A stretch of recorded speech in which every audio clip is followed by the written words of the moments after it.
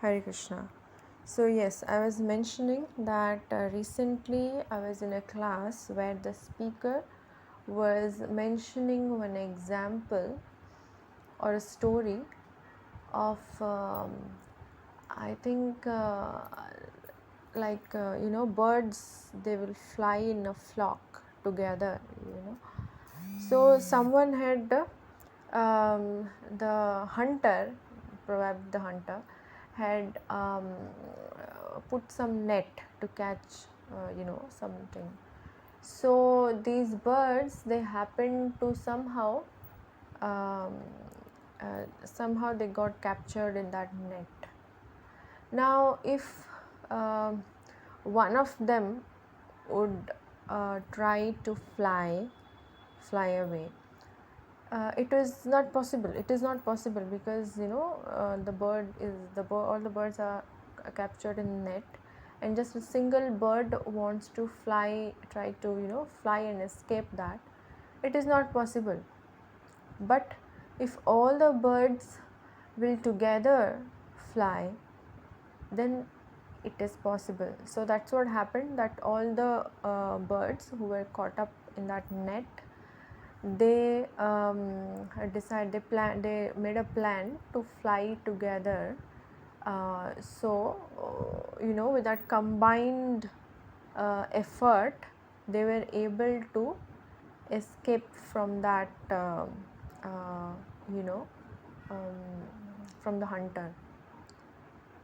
So which means in our bhakti also, we have to practice bhakti in association.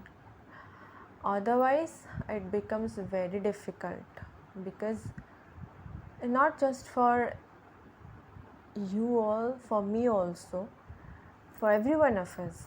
That is why Prabhupada has given us this ISKCON, Society of Devotees, International Krishna Conscious Society of Devotees. It's a society. So society means what? There has to be association. Without that, we will not be able to practice bhakti. We will fail, that is for sure. That is why association is very important. Generally, it is said A, B, C, D, E in Krishna consciousness. A stands for association. The first thing is association. Without that, we will not be able to practice bhakti properly. Okay, so we will now start Bhagavad Gita.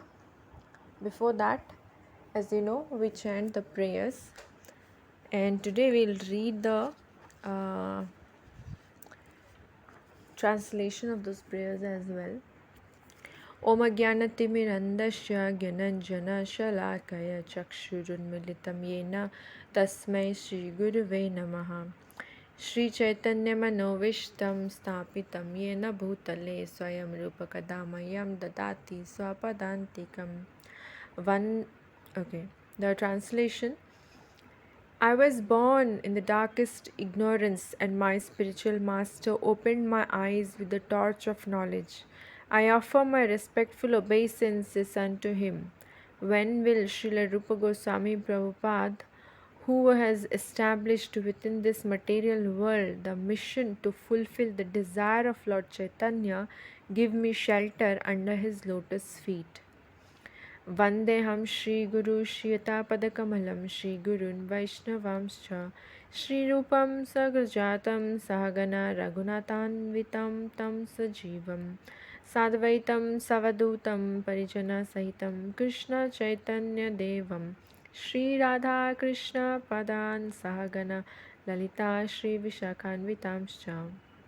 I offer my respectful obeisances unto the lotus feet of my spiritual master and unto the feet of all Vaishnavas. I offer my respectful obeisances unto the lotus feet of Srila Rupa Goswami, along with his elder brothers Sanatan Goswami, as well as Raghunath Dasa and Raghunath Bhatta, Gopala Bhatta and Srila Jiva Goswami. I offer my respectful obeisances to Lord Krishna Chaitanya and Lord Nityananda, along with Advaita Acharya, Gadadhara, Srivasa, and other associates. I offer my respectful obeisances to Srimati Radharani and Sri Krishna along with their associates Sri Lalita and Vishakha. He Krishna Karuna Sindhu Dinabandhu Jagatpate Gopesha Gopika Kanta Radha Kanta Namastute. O my dear Krishna, you are the friend of the distressed and the source of creation. You are the master of the gopis and the lover of Radharani. I offer my respectful obeisances unto you. Tapta Kanchana Gaurangi Radhe Vrindavaneshwari Vrishabhanu Sute Devi Pranamami Hari Priye. I offer my respects to Radharani, whose bodily complexion is like molten gold and who is the queen of Vrindavan. You are the daughter of King Vrishabhanu and you are very dear to Lord Krishna. Vanchakalpataruvyascha kripa sindhuvyeva cha patitanam pavanevyo vaishnavevyo namo namaha. I offer my respectful obeisances unto all the Vaishnava devotees of the Lord. They can fulfill the desires of everyone, just like desired trees, and they are full of compassion for the fallen souls. Shri Jai Shri Krishna Chaitanya Prabhu Nityananda Shri Advaita Gadadhara Srivasadi Gaura Bhakta Vrinda Hare Krishna Krishna Krishna Hare Hare Hare Rama Rama Rama Hare Hare. नमो विष्णुपादाय कृष्णप्रेष्ठाय भूतले श्रीमते संकर्षणदास अधिकारी नित्य नामिने नमो प्रभुपादनुग प्रेममूर्ति कृपत्मने गौरदेश विकसार्थ उत्तम भक्तिवासिने नमो विष्णुपादाय कृष्णप्रेष्ठाय भूतले श्रीमते भक्तिवेदांत स्वामी नित्य नामिने नमस्ते सारस्वते देवी गौरवाणी प्रचारिणे निर्विशेष शून्यवादी पाश्चात्य देशतारिणे. Hare Krishna. So last time we had completed 20th verse of second chapter. Second chapter contents of the Gita summarized. First chapter we saw Arjuna giving reasons why he doesn't want to fight. Second chapter, the turning point was when Arjuna surrendered to Krishna, and that is also that will be that is turning point for every conditioned soul. Here Arjuna is a pure devotee. He is playing the role of a conditioned soul. So by that he's depicting that for the conditioned soul like us, what is the turning point when we actually accept the bona fide spiritual master and become his disciple. That's why it is initiation is very important aspect in if you want to progress in bhakti.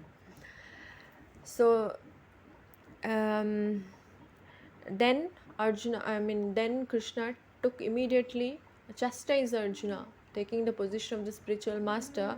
He chastised Arjuna, and then he the Bhagavad Gita, the actual content of the Bhagavad Gita was spoken by Krishna. So the first thing that Krishna is telling Arjuna is the difference between the soul and matter, how the matter is or the body is temporary, whereas the soul is eternal, and therefore Arjuna should not hesitate from doing his duty. So 21st verse. Do you have the verse handy, or you want me to share? Because I'm using my phone, but I can share anyways. 2 point. I'm having the text, Mataji. Okay, so you can go ahead, Mataji, to read that verse. Which verse, Mataji? 2.21. 21, yes.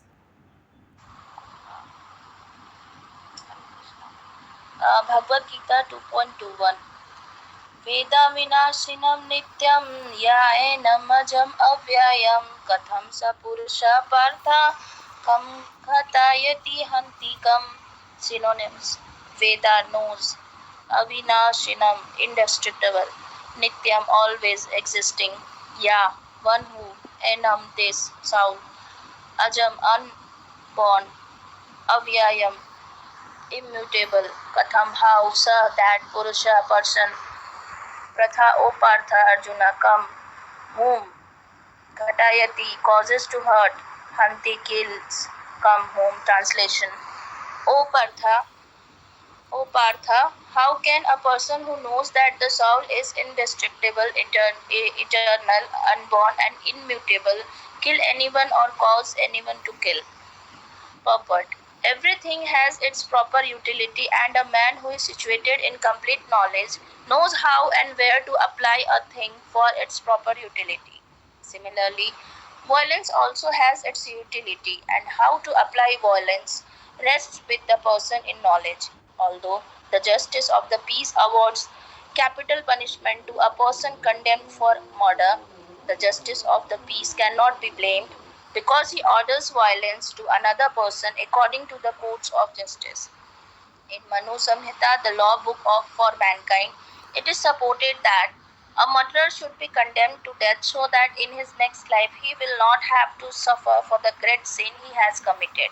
Therefore, the king's punishment of hanging a murderer is actually beneficial. Similarly, when Krishna orders fighting, it must be concluded that violence is for supreme justice, and thus Arjuna should follow the instruction, knowing well that such violence committed in the act of fighting for Krishna is not violence at all because, at any rate, the man, or rather the soul, cannot be killed. So, for the administration of justice, so called violence is permitted. A surgical operation is not meant to kill the patient but to cure him. Therefore, the fighting to be executed by Arjuna at the instruction of Krishna is with full knowledge, so there is no possibility of sinful reaction. Hare Krishna. Hare Krishna. Thank you so much, Mataji. Okay, so in the previous verse, we saw Krishna uh, gave the, mentioned that how the soul has no birth or death, and it is unborn, eternal, ever existing, different characteristics of the soul he mentioned. And he's further continuing here in 21st verse that, O Parth, how can a person who knows that the soul is indestructible, eternal, unborn, and immutable, if you see these certain characteristics of the soul are repeatedly mentioned in many verses, just because to, repetition, okay, in literary English, the repetition may be considered as a flaw, but in from scriptural point of view, if we see repetition of something, means it's very important. So if you see in this Bhagavad Gita, one verse is repeated twice, Machita Madgata, uh, uh, no, not that one. What is that verse? I'm forgetting the verse, but it is like, offer your obeisances to me, offer your homage to me, and so on, and thus you will come to me. So I'll just once I remember, I'll tell that verse. So that verse Krishna says 2 times in Bhagavad Gita, which shows that it's very important. That's why there's repetition. Similarly, these characteristics of the soul are mentioned in it seems to be repetitive because it is very important, so it is being stressed upon. Like, you should understand that the soul is indestructible, eternal, unborn, and immutable. So one who knows the nature of the soul, how can he kill or someone, or maybe become a cause to kill someone? It's not possible. Prabhupada is explaining that everything has its proper utility, and a man who is situated in complete knowledge knows how and where to apply a thing for its proper utility. So in similar way, violence also has its, now one cannot say that sometimes we generally notice, um, general people, common people will will try to always, pick up some defective nature in a devotee. Maybe, like for example, in office, if a devotee at some workplace, because of related to some work, becomes uh, angry or something like that, so there will be people to comment that, oh, see, he's in a attire of, he says he's practicing devotion, bhakti, and how come he's getting angry or something like that. But if it is needed, then for proper justice, like for example, here Arjuna was in the battlefield, and he was on the side of Dharma. The other side, they were Duryodhan, they were adharmic, so it was his duty to fight the battle. So battle means what? Violence. Now one cannot say that, okay, Arjuna, the Pandavas, they are devotees, so they shouldn't be violence. They shouldn't engage in violence or war. Uh, no, we cannot, take it in such a way, but we should understand the proper utilization of a particular thing. Just like Prabhupada, at the end of this purport, gives the example of a surgical operation. So that means what? The doctor is going to use the knife or scissors or whatever, but he's using it for what purpose? He's using it to cure the patient. Now someone may use the same knife or scissor or something to murder someone or to kill someone or something like that. So that is not proper. Whereas when the doctor is utilizing the same things, the same instruments, to cure a patient, so that is a proper utilization. So Prabhupada gives the example of how, for justice, in of course now capital punishment is not there, but in earlier times, if somebody has, for example, committed a murder or something, they'll be given capital punishment, or to be killed, or to be, like they say, not to be hanged till death, like that. So one cannot blame the judge for giving such a punishment, for being violent or something. No, he is doing his duty, because he orders violence to another person according to the course of justice. The justice of the peace cannot be blamed. In Manu Samhita, the law book for mankind supported that a murderer should be condemned to death, so that in his next life he will not have to suffer, because we know whatever activities we do, we will get reaction to it either in this life or in the next life. So if once we get the reaction, of course that much, reaction part is burnt out. Just like a devotee takes it in a way that if some suffering comes, he accepts it, as he understands that, okay, due to some past I mean bad activities, I'm getting this reaction, so this is fructified reactions. So after, I mean, when I'm going through, that means in future, I'm free from this particular reaction.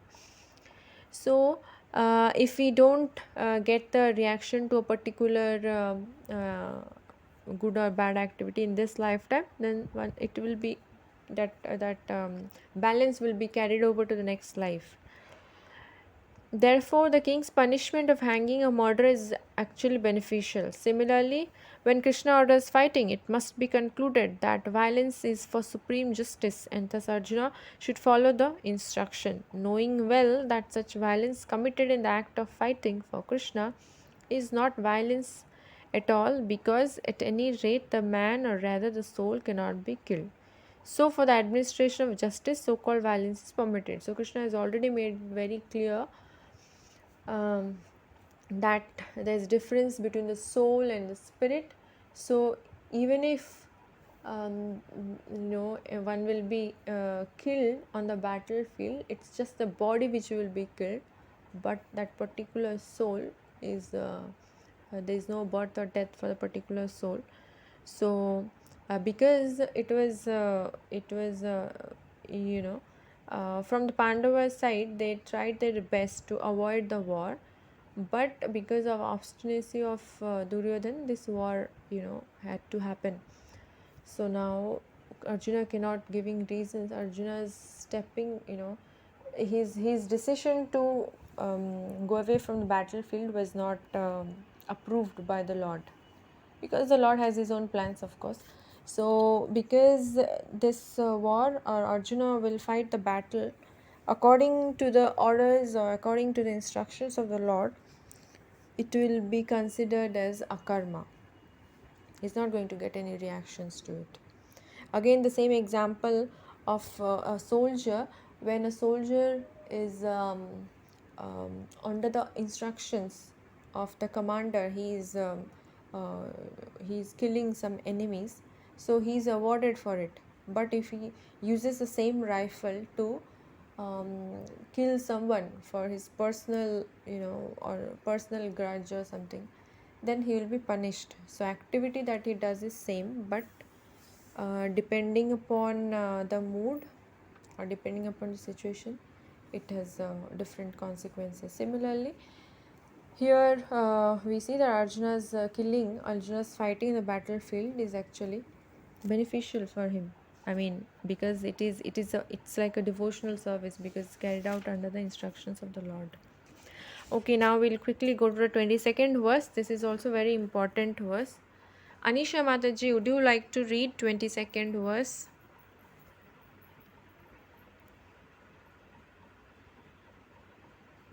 Yes, Margaret.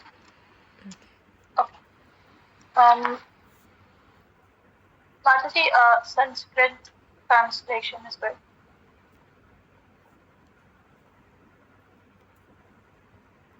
Sorry, Mataji. Mataji, you have to read in Sanskrit as well. It would not Yeah, be you long. can read the shloka. It is in English. I mean, diacritics, no. So, I mean, it will be practice for you. You can read the shloka, word to word meaning, translation, and purport. Okay, Mataji. Mm. Vasami Churani Yatha Vihara Navani Griyanto Narprani Tatha Sarirani Vyahi Chirnai Anyani Samyati Navini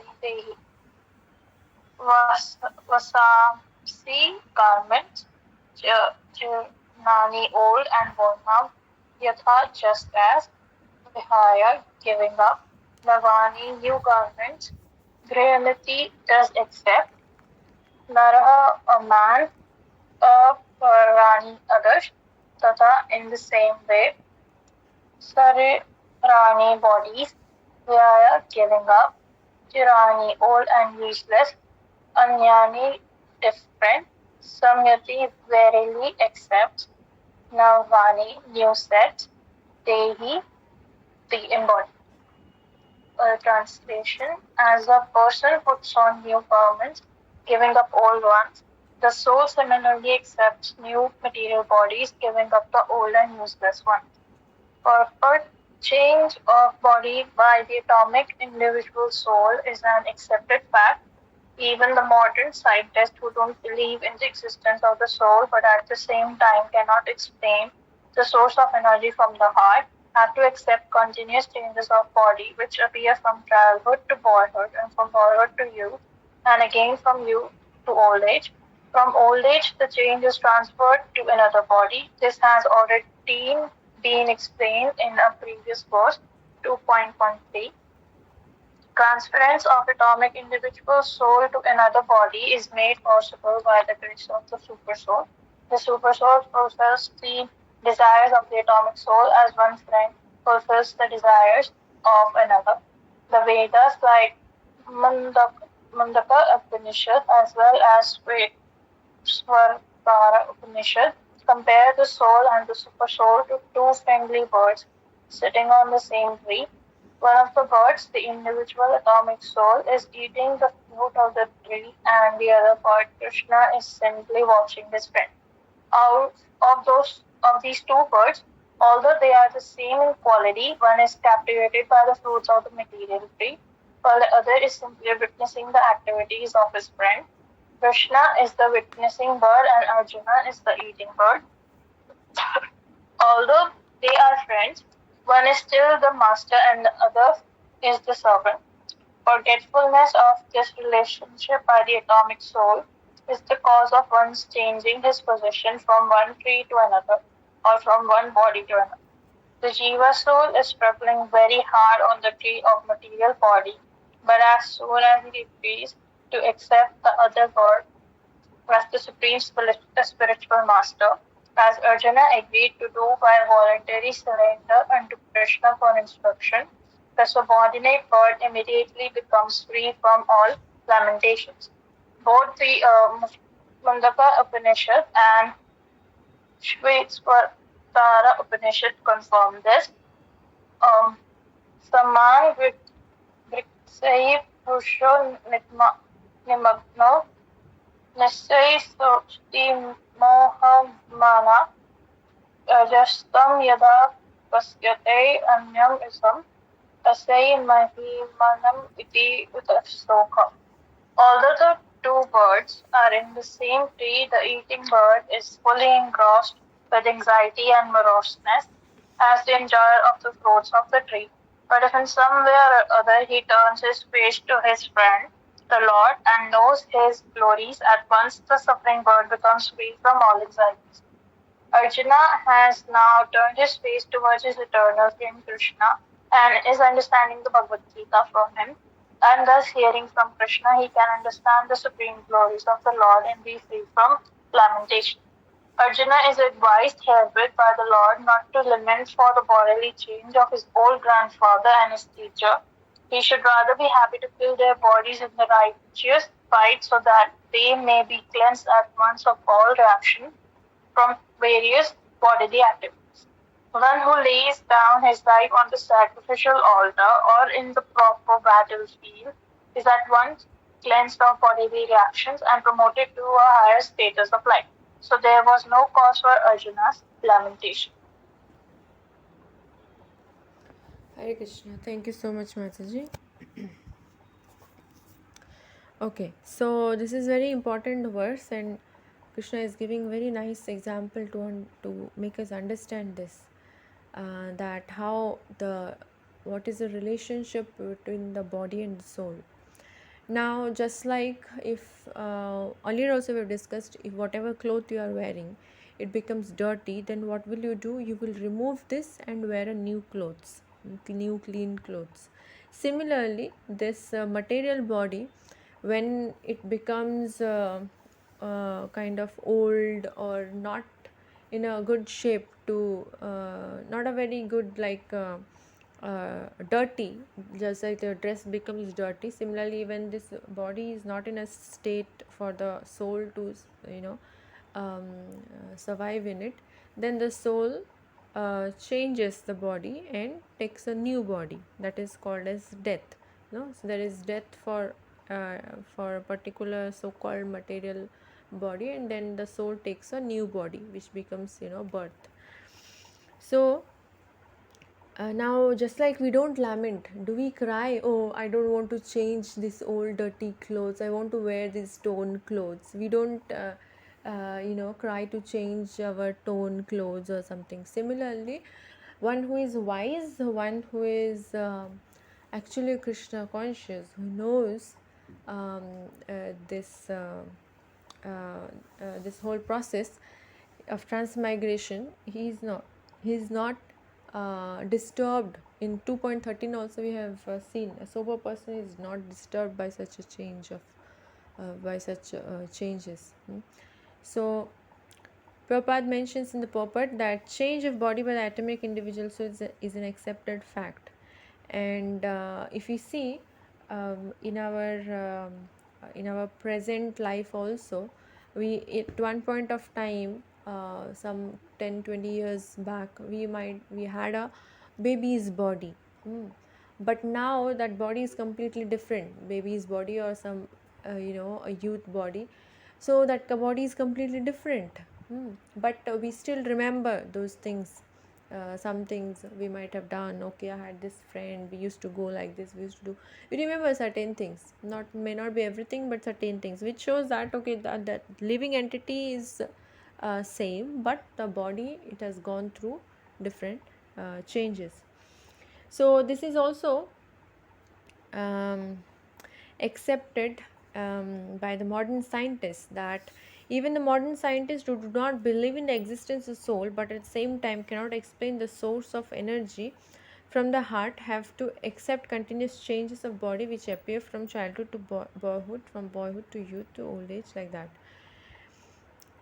And at old age, when the body is not in very good condition, the soul leaves the body and then takes a new body, depending upon the activities or karmic reactions. Depending upon the karma, the soul takes a new body. Transference of the atomic individual soul to another body is made possible by the grace of the super soul. The super soul fulfills the desire of the atomic soul as one friend fulfills the desire of another. So, soul, the change of body, death, or whatever activities one may be doing, everything is actually sanctioned, has to be sanctioned by the super soul. So, specifically, after death, we do not choose, or I want to get this kind of body or that kind of body, this kind of parents. No, as per our activities, we will, the material nature under the instructions of the Lord will give us a particular kind of a body. So whatever it is all, it has to be sanctioned by the super soul. Just like it is said, not even a blade of grass moves without the, you know desire of the Lord. Now, there is in the Mundaka Upanishad, it is mentioned, as well as in Svetashvatara Upanishad, that the soul and the super soul, they are like two birds sitting in a tree. One bird is busy eating the fruits, which is the conditioned soul. We are doing some activities and trying to enjoy or suffer the reactions of those activities, that is the fruit. And the other bird, that's the super soul or Krishna, is witnessing, is just witnessing this bird, the conditioned soul. Although they are the same in quality, one is captivated by the fruits of the material nature, while the other is simply witnessing the activities of his friend. That is our position. So we are captivated by the glitter in the material nature, by the I mean, we try to enjoy separately from Krishna, and we are caught up in this material nature. But the Lord, he's just witnessing our activities. Of course, we know that He's present as Paramatma with all of us. So He's just witnessing our activities. Krishna is a witnessing bird and Arjuna is the eating bird. Although they are friends, one is still the master and the other the servant. So, even if Krishna has taken a position of a chariot driver for Arjuna, he is still the supreme lord, and Arjuna knows it very well. We can see here Arjuna is not ignorant, he knows it very well, and that is why he surrendered to Krishna. As we won't surrender to some, someone who is not worthy of something. And accepting someone as a spiritual master is a big thing. So Arjuna could see that yes, Krishna is the one who can remove all these doubts that I have, or whatever his situation was, or whatever his condition was in the beginning of the first chapter. His perplexities can be solved only when he surrenders to Krishna. So he accepted him as spiritual master. Although they are the forgetfulness of this relationship by the atomic soul is the cause of one's changing of position from one tree to another, or from one body to another. So a devotee is always a Vaishnava is said to be para dukkha dukhi, because he knows that everyone in this material world is distressed condition, and why they are distressed, that also he is aware of it, that okay, because they have forgotten Krishna, and that's why a Vaishnava engages in preaching activities, tries to give Krishna consciousness to others. So everyone is the Jiva soul is struggling very hard on the tree of the material body, but as soon as he agrees to accept the other bird as supreme spiritual master, just like Arjuna accepted Krishna as a spiritual master and surrendered to him, the subordinate bird immediately becomes free from all lamentations. So once we actually surrender to the bona fide spiritual master, we become free from all lamentations, all anxiety, and everything. Although two birds are in the same tree, the eating bird, now Prabhupada is quoting uh, this verse, that although two birds are in the same tree, the eating bird is fully engrossed with anxiety and moroseness as the enjoyer of the fruits of the tree